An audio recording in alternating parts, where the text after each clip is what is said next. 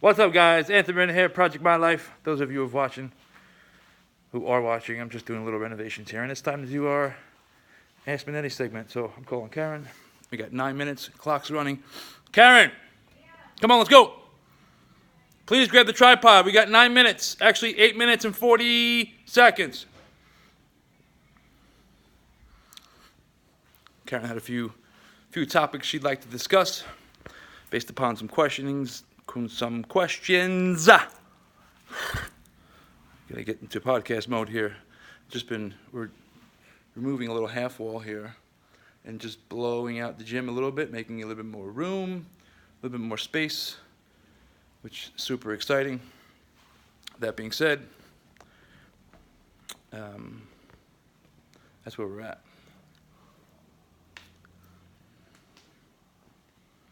Karen, we got 7 minutes, 8 minutes.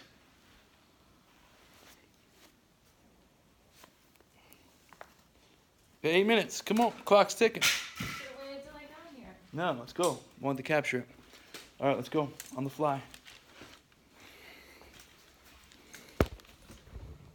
All right. So those of you who are listening, you can't really see. That's what I tried to say earlier, but I got a little jumbled up. But Karen is present, and we are ready to rock. All right, we're down to 7.5 minutes. No, what's 9 minus 135? 7.5 minutes. All right, perfect. All right, Karen. Project My Life podcast time. Ask Monetti. Karen actually had a few topics she'd like to discuss. So, cool. We good to go? It's like blurry. Right? Maybe back further. I gotta mark the floor to make sure. All right.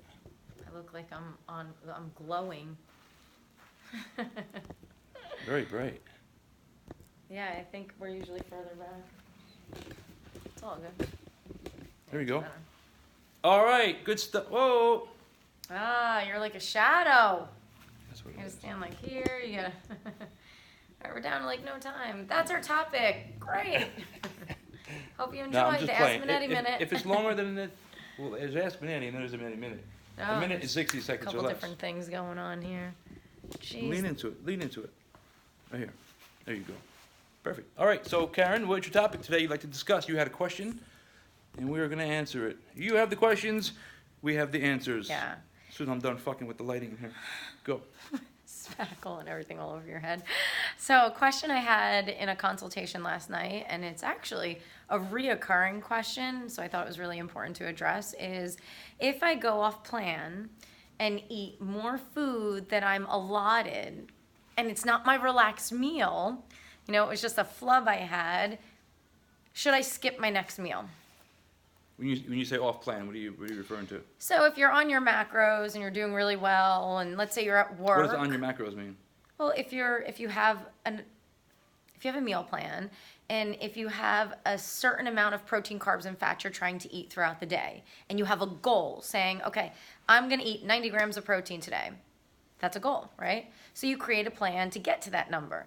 Now, let's say that you're at work and they have a party going on and you decide, they order something, and instead of eating the lunch that you originally had scheduled for and you brought with you, you have a moment of, oh, I really want to eat that food too, and you ate something off plan, and maybe calorically and macro-wise it was more than what you had accounted for. Happens very often. Happens all the time. All the It's time. normal, right? In fact, you should factor it in that it's going to happen. Yeah, there's life, right? So there's two ways you can do that. And I had this conversation last night with a lady that we work with here, one of our members, and it's a matter of, okay, well, try your best to guesstimate what that meal was, macro-wise. Put it in your tracking plan, or calorically, whatever you guys track out there.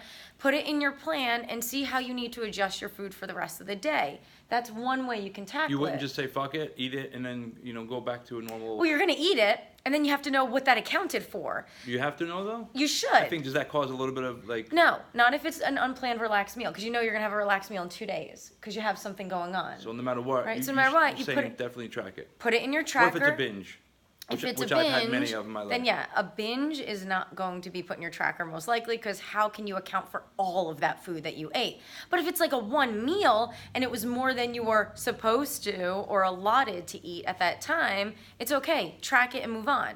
The question then was, okay, well, should I skip my next meal because I ate more than I normally do or I had accounted for? Won't that make up for it if you skip your next meal? And I'm going to say no to that one. Now, if it is a complete binge, maybe you don't eat your regular dinner, right? Or if it's a binge at night, maybe you wake up in the morning and have something very light like a protein shake or something. I don't know. But if it's just one meal that's a little bit more than you're used to, let's say it's a slice of pizza and that's not really accounted for in your plan. You're like, oh crap, that was not good food. I went off plan. I didn't eat clean, however you want to say it. Don't skip the next meal. I think that's one of the worst things that you can do, because here's two reasons why. One, it's going to slow down your metabolism as you stop eating food, right? So now you just ate a surplus, stop eating, you're gonna churn through that, but if you don't eat again for like another 9-10 hours, you're gonna slow your system down. That's one thing. What happens to the blood sugar? And your blood sugar is gonna dip with that. So as you know, your blood sugar is gonna come down. Now here's what happens here. Now you go 8 hours because you decided that I ate a little too much, I'm gonna skip my next meal. Well, guess what's gonna happen in 8 hours?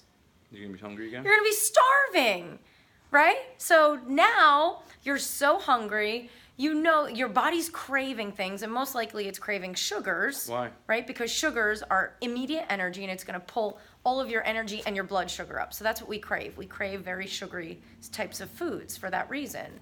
So what's gonna happen is you ate too much, you skipped a meal, now you're starving, chances are you're gonna eat too much, the guilt is gonna come back in, you're gonna be like, crap, I gotta do it again, so let me skip another meal. And it is a vicious, constant cycle, right? From eat too much, not enough, eat too much, not enough. Blood sugar goes up, blood sugar comes down, blood sugar goes up, it comes down. You will become exhausted, tired, throw your digestion off. You're probably gonna lose your motivation to even work out because you just feel so tired. And you're gonna get frustrated because you're not gonna lose any weight. You're gonna stay the same, if not maybe gain a few pounds from the back and forth, eat, don't eat, eat, don't eat. And it's really bad mentally as a tug of war in your head.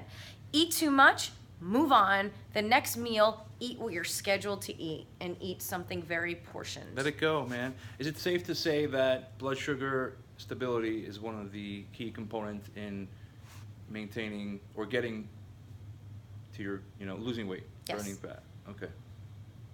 Stability and consistency. Keep it simple. Those So are if the you're two going things. way up with calories and blood sugar, you don't want to come way back down. If you don't eat, you're going to come way back down.